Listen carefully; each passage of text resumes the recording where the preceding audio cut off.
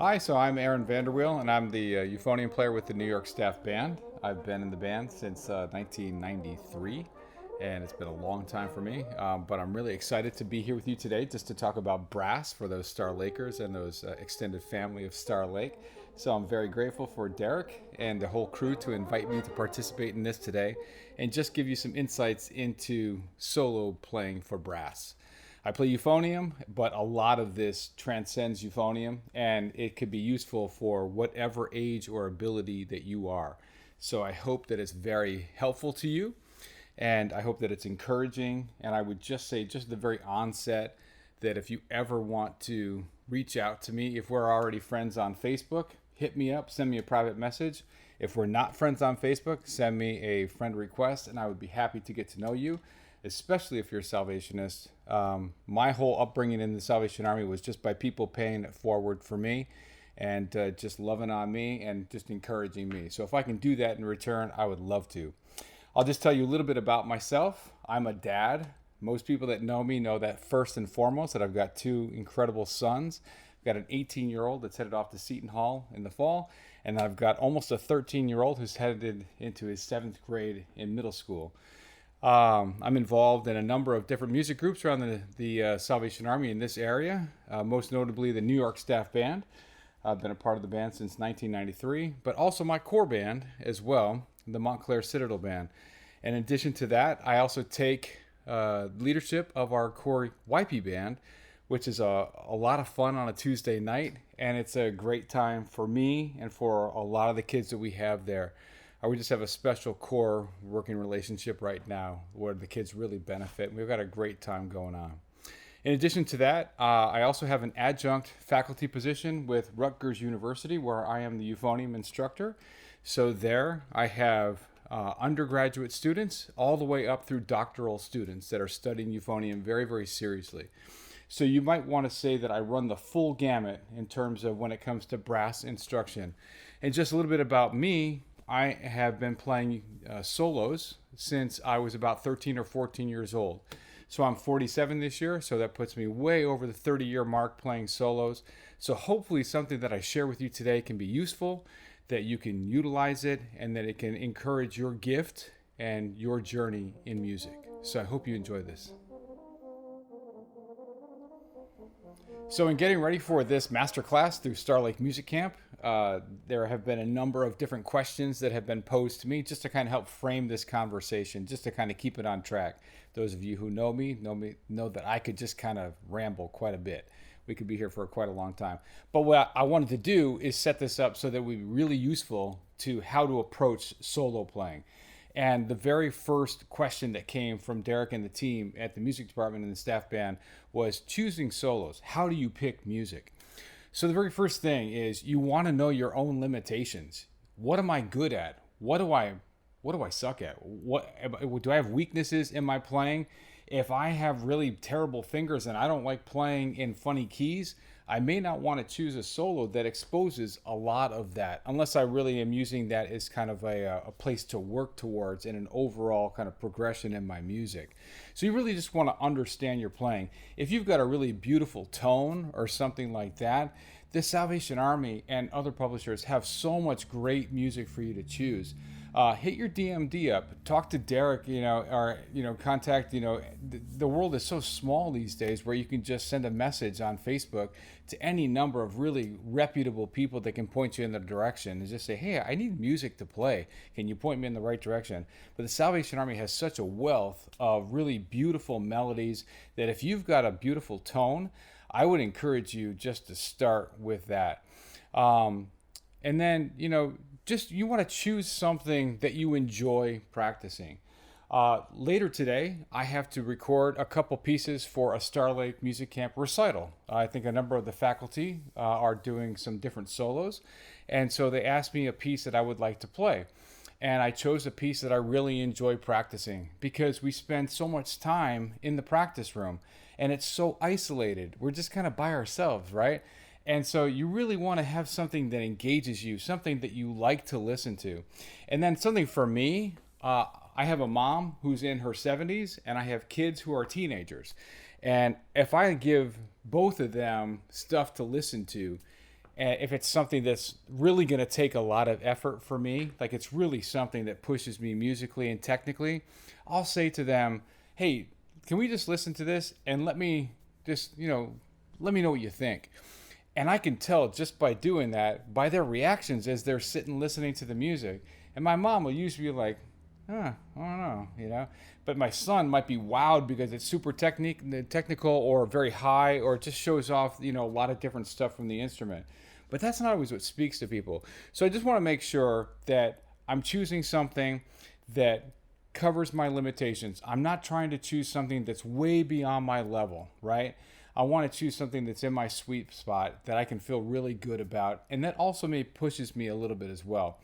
And then I also want to choose something that I love to practice, because we don't ever want our practice to be stale. We want it to be fresh, and we want to be engaged, and we want to feel great about when we sit down and practice. And then thirdly, I would just make sure that with people you trust and people that you love, just ask them, what do you think of this piece of music? Does it kind of speak to you? Do you like listening to it? Do you hate it? And you'll kind of get a sense, and you'll start to kind of create kind of what piece you should be looking at for whatever event you have to play something for. So that's my answer for that first question. So the second question that was posed to me in this masterclass is how to start a solo. How do you play the hard stuff? That's probably the question I get asked most whenever I do a visit to a high school or to another college or to another Salvation Army music camp. People always want to know, how do you play the hard stuff? Well, I've broken it down into some kind of helpful bullet points for you, just that you can understand, because it's like pulling together a puzzle. And if you like building puzzles, I personally do not. This is my version of pulling together puzzles. The other version of pulling together puzzles is me playing golf. Sometimes it sucks, sometimes it's great, sometimes it's a whole hot mess, But I really enjoy playing my music and trying to pull together the pieces of the puzzle like that. And the very first piece of that puzzle is to understand the notes. So the correct notes and the correct rhythms are the basic ingredients for music, right? So you cannot skip any of those steps. You have to, I would recommend that you listen to the solo that you're thinking of, just for reference. Try not to think of that exactly how you have to shape it. That's not going to be super helpful. But if you could just get an understanding for the general tempo, how the notes relate to one another, that's really, really helpful. And then you want to start slowly. Don't rush the process. Do not start at the tempo that you hear the soloist going on the reference recording. You must slow it down. And then you're going to speed up gradually.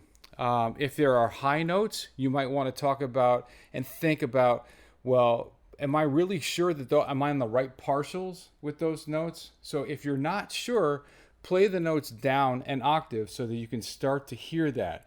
But it's very important when you learn a piece from the very beginning that you start methodically and that you start very exact, and that you be very, very discerning when you have notes that you're playing.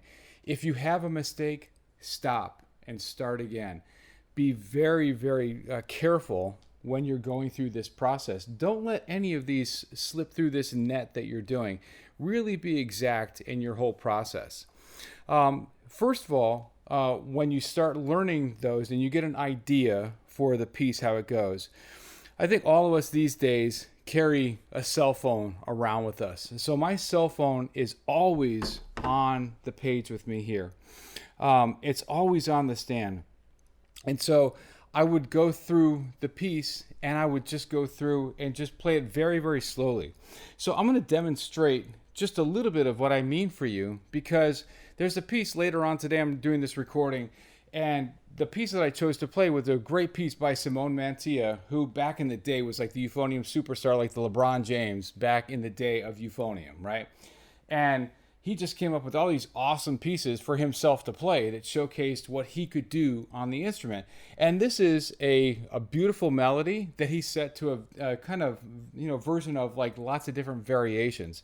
So this is the very first variation. And I'm going to put my metronome on here, and I'm going to do it very, very slowly. So you could see kind of like where I'm going with how slow I would practice this. So this piece is in 6/8, and these are 16th notes.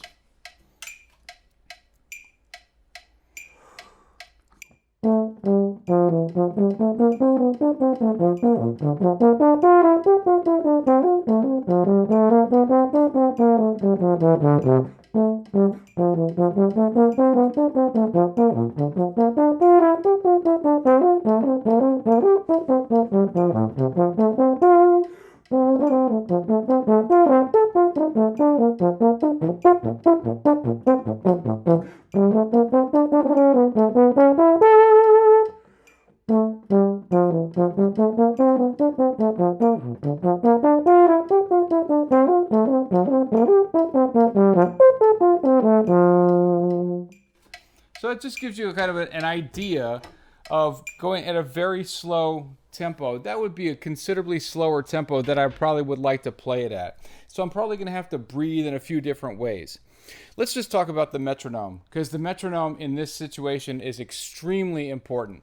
You must be able to hear the metronome. It has to be loud.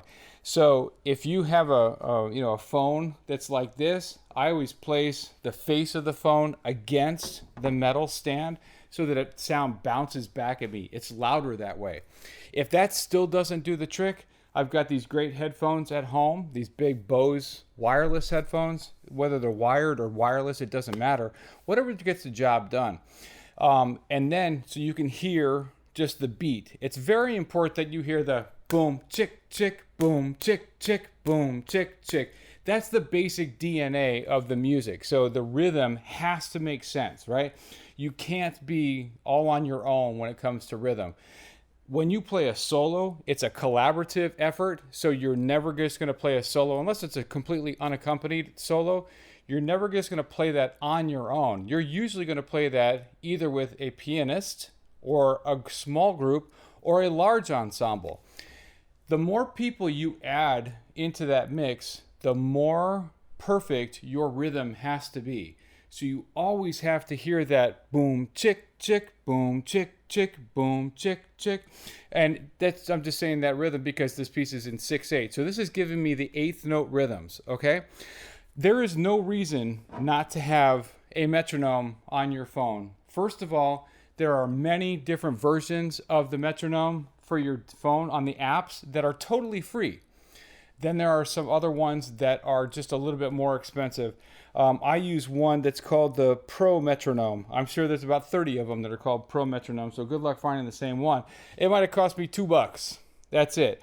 But it just sits right on my phone, and it's super helpful for me. Another thing you could do if you play a super loud instrument like a trombone or something like that, or a tuba.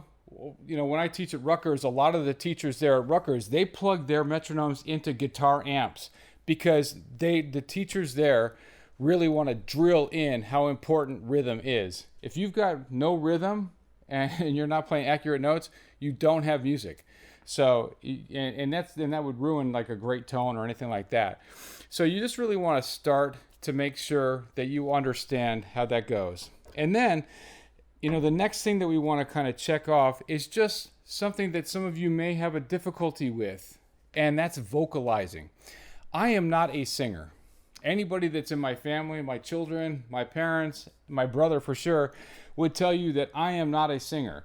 But when I come to something like this, what I want to make sure I do is it's an easy way to save my chops, and I just go through and I'll mark on my part where I'm going to breathe. So this is one of the things that I'll do. Dop dop dia da da da da dia da da da da dia da da da da dia da da da da da da da da da da da da da dia da da da da da da da da da da da dia da da da da da dia da da da da dia da da da da da da da dia da da da da dia da da da da da. So let me just break down for you what I did there. I'm trying to, with the same airstream, say the syllables that I'm going to be using in the instrument. So you notice that I said da da da da da da dia da da da da dia da da da da instead of ta ta ta ta ta ta ta ta ta ta ta ta. If I say that syllable, this is what comes out of my instrument.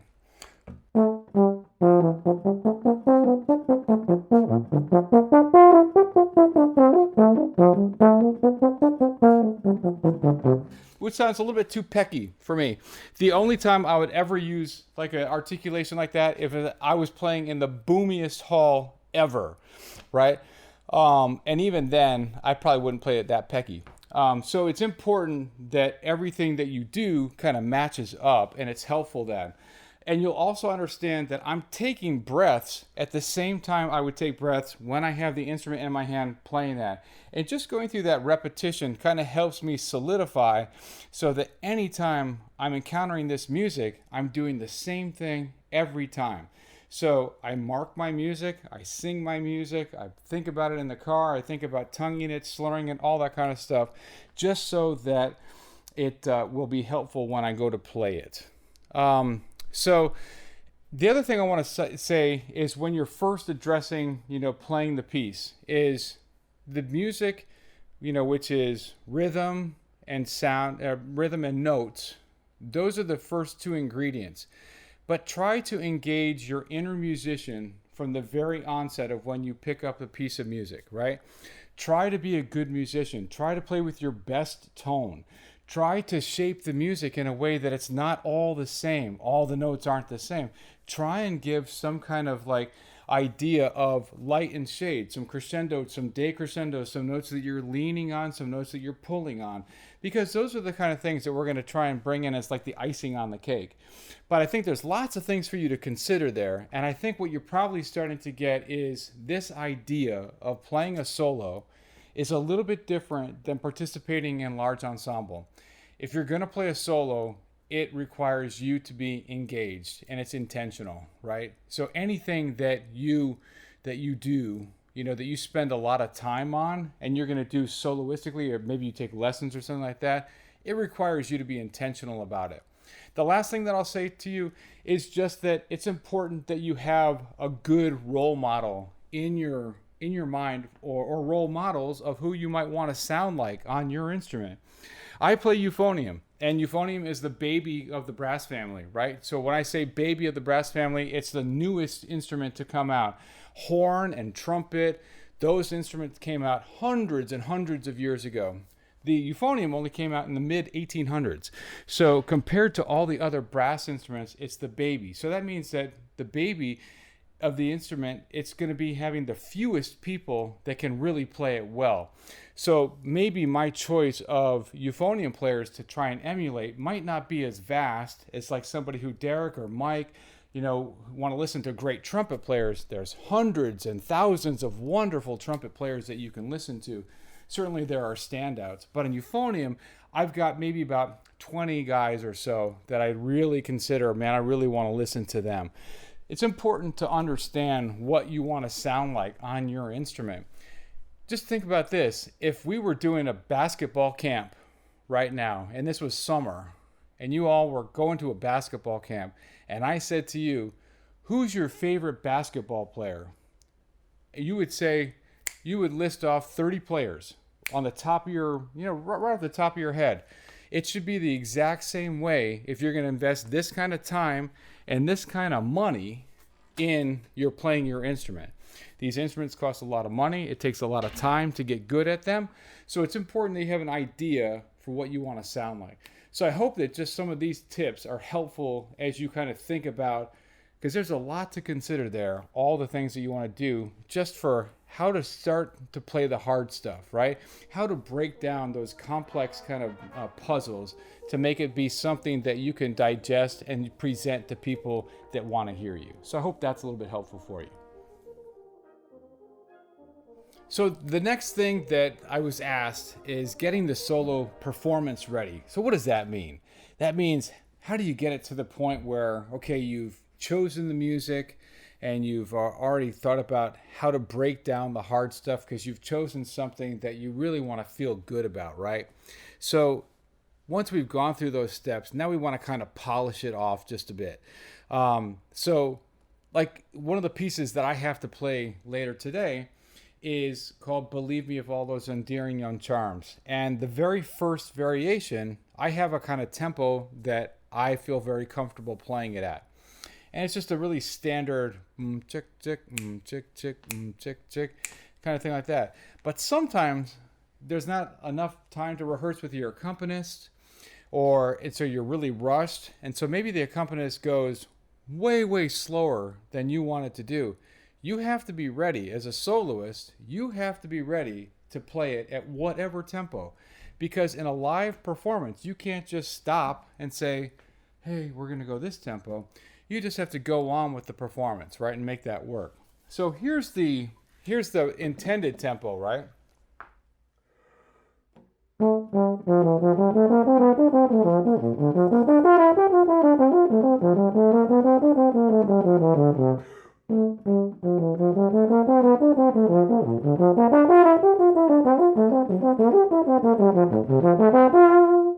So that's like the kind of moderate tempo that feels pretty good with me. I can get my breaths in there. I can give some shape to it so it's not all the same dynamic. I kind of lean on some notes. I can give kind of like this singing quality, right? We always want to think about, our tone in everything that we do. So whether we're playing fast music or slow music, we always want to try and engage our best musician inside of us. Say like though you get to the performance and for whatever reason, you haven't had much time to rehearse with your accompanist. Maybe it's out at camp. It's been a really hot day. It really, then all of a sudden the monsoons came down and you were supposed to get together with your accompanist. And you know what? There are 200 people that are going to listen to you that night at the soloist night, and you have to play your piece. Well, what if the accompanist all of a sudden starts going much slower, right? You have to be ready.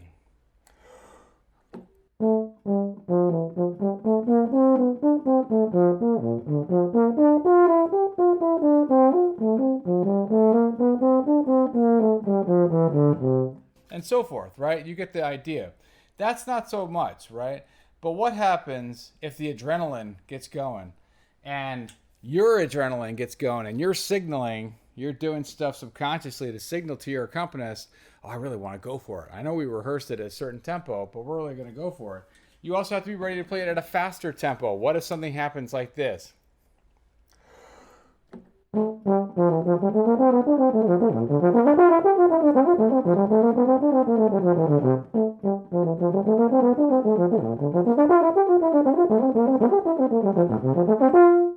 You have to make sure that no matter what tempo it is, that you are ready. So that's part of what happens for the soloist. It just is part of the process because you can't stop in a live performance. Another thing to do, and I'm very, very hard on my students. My private students, I have a private euphonium studio that I teach, and then I teach students at Rutgers. Whether they're undergrads or doctoral students, they have to show me their page, right? And their page has to be marked up so that they know when they are breathing. As brass players, we're not like violinists, we're not like pianists. We have to take in air. And so when you play a low brass instrument like this, like baritone, like trombone or tuba, you really, really have to be intentional about your breathing. So you have to go through and you have to mark your phrases. I first learned how to play euphonium when I transferred. I didn't always play euphonium. When I was younger, I started off on cornet. And I was terrible. I was awful. I didn't care about it or anything like that. But then all of a sudden, something just kind of clicked. I was 13 years old. I got bigger. I got fatter. And, we had some officers' kids move that played euphonium. So they stuck this euphonium in my hand. But a year later, this guy moved from England. And he sounded great. And he became like a really good friend. And all of a sudden, something kind of clicked. And I wanted to kind of sound like that. Like, how do you sound like that? It's all of a sudden, and then once I started to show some interest in the instrument, it started to work out there, and it started to become, a lot better. So, you really have to understand, what it is, that you're doing and where you're going with things, right? And I learned initially because, and I didn't understand this at the time, but he started on trumpet and then played euphonium. So he went on to euphonium with kind of a trumpeter's mentality in terms of breathing. So he used a much, much smaller mouthpiece, and he breathed and more like 4 to 8 bar phrases. And that worked for me for a time. But I kind of grew up on recordings because I came to New York and I started playing with the New York Staff Band when I was 19. So I kind of grew up listening to myself on recordings. And there were some times that I really liked my sound. And then there were other times that I thought my sound was kind of thin and kind of weak. And I did some investigating, took a couple lessons and all that kind of stuff. And I realized that when I took shorter breaths, when I basically was taking a breath every 2 bars as opposed to every 4 or 8 bars, that was very, very helpful for me. And the sound that was able to come out was much, much better.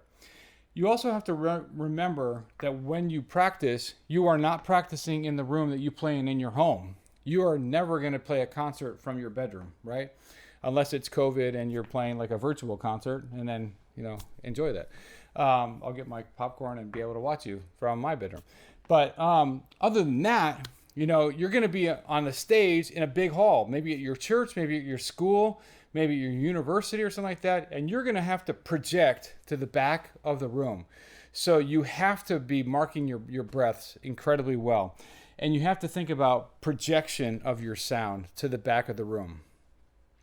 The other thing I would say to you is that it's hugely important to record yourself every time you practice. I mentioned to you that later today, I'm recording a couple solos for this recital for Starlight Music Camp. And in getting ready for that, literally every single time that I practiced the 2 solos that I was going to play, I just put this on my stand and I just hit record. Any way that you record is going to be helpful for you. The most helpful for you is if you can see a video recording. It doesn't matter. You don't have to do like a studio type thing. I'm not talking about that. Whatever your smartphone will allow is perfectly fine. The important thing is that you watch what's going on. You look and see, do I look comfortable? Am I playing the right notes? Because sometimes we're playing the wrong notes and we're not even aware of that. So it's important just to kind of keep that and just be mindful of that, and then just kind of study it. Do I look comfortable, or do I look like I'm terrified, or do I look like I'm almost slunched over? You want people to be comfortable when they're watching you, and they want to be able to sit back and not worry for you. Oh my God, is the next note going to come out all right, or is little Johnny going to run off the stage, crying? We don't want to have anything like that. So record yourself. And that kind of comes in, you'll hear about that a little bit later when we talk about the nerves thing as well. The other thing that I can say to you as you're getting the music performance ready is that you will be well served if you learn your part and you learn your accompanist's part. So you have to study the full piece of music.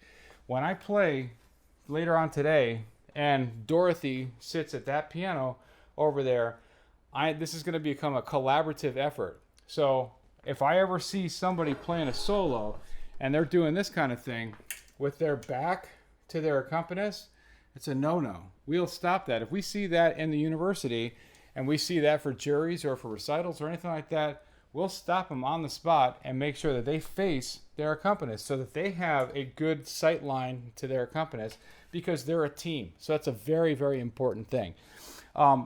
Likewise with that, you need to learn your accompanist's part so that you know the full piece of music, and anything that happens, you're ready for and you're prepared. So add those things as you're starting to get some of the hard stuff ready to play out, and I guarantee you will be much, much more prepared.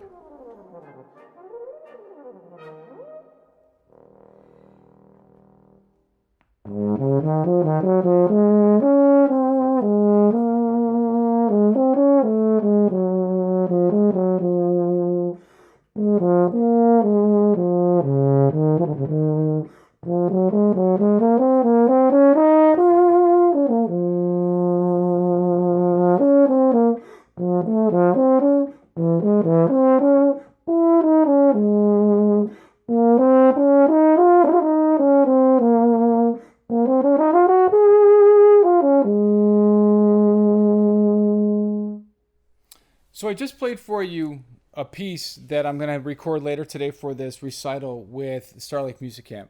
And it's a really beautiful tone solo. And the next question comes up: how do you handle nerves?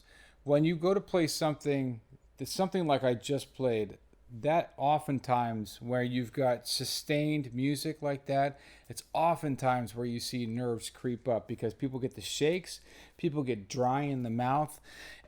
There's all sorts of stuff that our body does just that lets us know that it's not comfortable.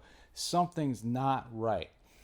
And there are a few steps that I want you to consider that are very, very important as you talk about this. This is probably the number 2 thing that people ask me about whenever I do a clinic. Number 1, follow every step of the stuff that I've said prior. You have to be prepared. Nothing will conquer the nerves better and more completely than being fully prepared. If you have spent countless hours working on all of the various scenarios that might happen, you've learned your music inside and out, you know for sure that you have this complete control of your instrument, and there's no one else in the room or that's going to hear this, on live stream or whatever, that knows this piece the way that you do. It gives you a great confidence. And that is just a great place to start from. Now, barring that, there are also other things that can come in. I dealt with some performance anxiety in a time before I came back into the staff band. Because I was a good player, people always assumed that they would always hear me at the level that I was. But I wasn't having the weekly injection of playing in my core band and in the staff band. And there's just a certain kind of, first of all, there's a chop thing that happens where your chops are really, really solid just from doing all that playing and playing with all these wonderful players and this wonderful music. But then there's another thing where you're in front of crowds, you're on all the time.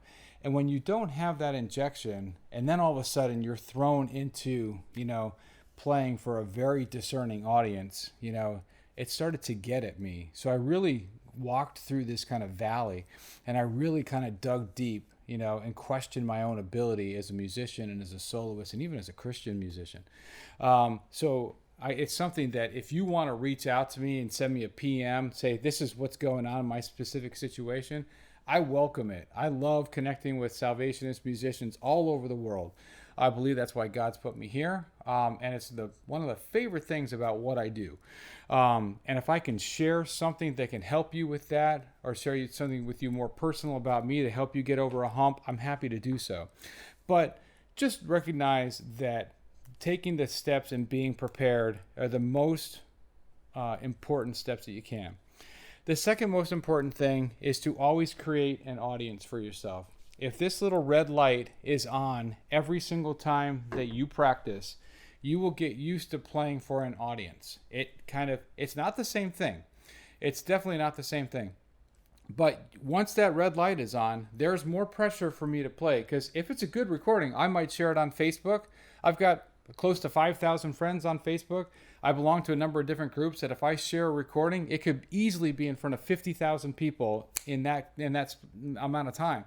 That's enough of a stimulus for me to really focus in. Like, if I make a mistake, it's not just me in the room here, me and my camera. Like it's a mistake that everybody knows kind of where my playing is, right? So record yourself and listen back to yourself. Know exactly what you sound like. And then the other thing that I can say to you is try practicing in front of your friends. Get out of your room. Get out of your house. After COVID, get out of your house and play for people. Invite people to come listen to you, especially if you've got a big concert coming up. Your friends and your loved ones would love to hear you, play, and say, hey, I'd like to play a piece for you that's going to be on my recital for whatever it is that I'm doing, or for my star search. Can I play it for you? There's so many people that will just listen to you, and you probably have a lot of friends, that do the same kind of thing as you. Invite them just to listen to you, even after after practice. Hey, can I play this lick for you that I've been working on? And ask them what they think, But just you got to create the opportunities. So you have to go to those folks and try and make things happen. Try practicing in different places. I have this wonderful mute here. Some people that know me know that I'm a kind of a mute guy. I have a large house, and it's nowhere near as big as my church for recitals or a concert hall or anything like that, it definitely doesn't get that job done.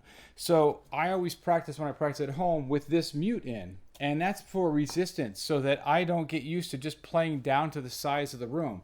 I'm coming to you today from the New York Staff Band room, right? We have all sorts of sound panels in here and all kind of things in here that make it difficult to play. Our feeling is that if we can make it sound good in here, it's going to sound great anywhere else. That's the same type of idea with the mute. So if I can play some stuff.